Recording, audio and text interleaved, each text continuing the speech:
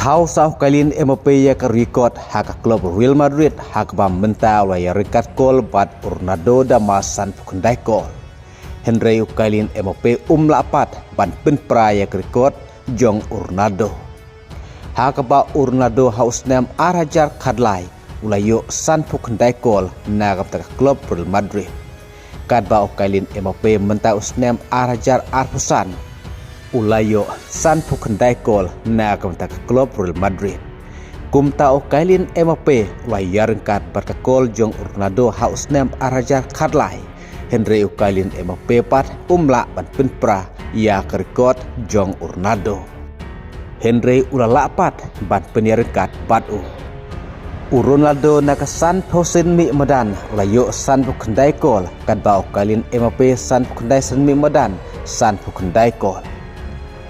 Bat ukalin Mbappe ne kamit hadin bawa yuk banthe bekane ke sikol leng baka penalti kebal layar kat gol bat Ronaldo. Kum taruh lashim daka siu celebration jong Ronaldo kum ke jing ai brom yau. Namar habak kuren hake interview.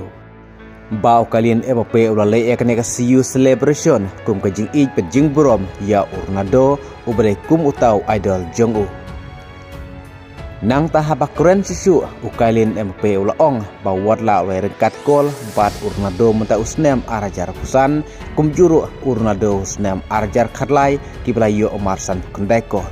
Henry ukailin Mbappe ulapan papat ba umpat lah ban yanujor ya berok ki bat Ronaldo. Hak ba ukailin Mbappe ulaong ru ba umpat don watang sipawa ya ke ba Ronaldo uladon kakarir ke jong Henry ke bawah kalin Mbappe mentau lala kadai bawah layar rengkat gol haka sisnem nagam tak klub Real Madrid.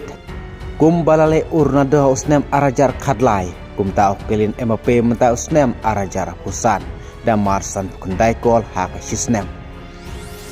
Bat kum taru hadin bakar Real Madrid ke lawan penlimno eka sebilah nekamit da aran not gol haka bawah kalin Mbappe ulayo ekne ke sikol leng baka penalti.